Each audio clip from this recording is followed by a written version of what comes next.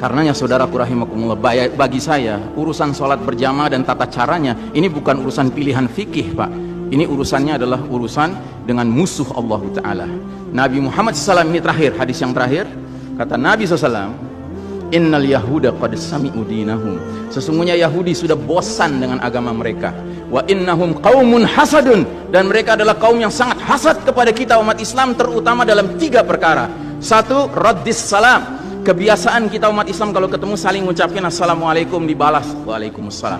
Itu Yahudi nggak senang, Pak. Yahudi tidak senang melihat umat Islam berukhwah Islamiyah. Yahudi nggak senang umat Islam kalau ketemu saling bersedekah dengan senyum, makanya dibikin aturan begini, nggak kelihatan senyum kita. Yahudi nggak senang kita ketemu, kata Nabi, jabat tangan, rontok dosa-dosa. Maunya mereka begini saja jabatan tangannya. Dari mana ini semua? Yang kedua, mereka hasad sama kita dalam urusan apa? Iqamatis sufuf, dalam tata cara kita menegakkan saf kita.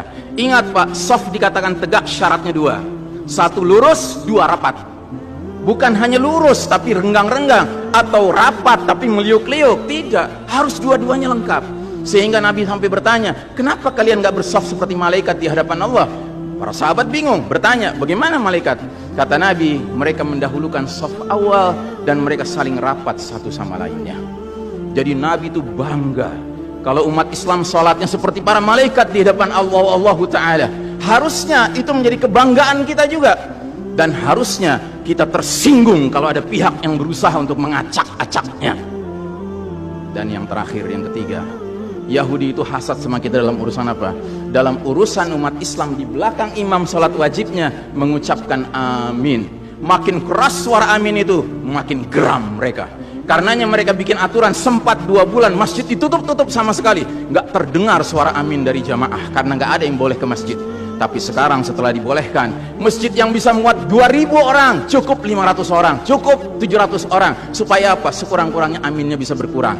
Maka sekarang pertanyaan besarnya adalah, untuk siapa kita sholat?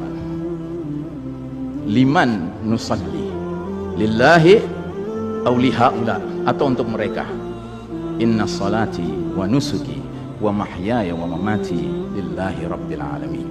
Mudah-mudahan apa yang saya sampaikan tidak membuat bapak dan ibu makan nggak kenyang, tidur nggak nyenyak, tetapi semakin sadar betapa kita sedang hidup di era penuh fitnah di akhir zaman, dan musuh-musuh Allah sedemikian sistematis, sedemikian terencananya membuat kita sadar tidak sadar meninggalkan din kita. Yang paling mengerikan kalau sampai sudah nggak ada perasaan lagi risau dengan ini semua. Karena apa? Nabi bersabda, siapa lihat kemungkaran ubah dengan tangan, nggak bisa dengan lisan, nggak bisa dalam hati. Dalam hati itu maknanya apa? Ingkari itu sebagai kebenaran, itu mungkar. Dan itu kata Nabi selemah-lemahnya iman.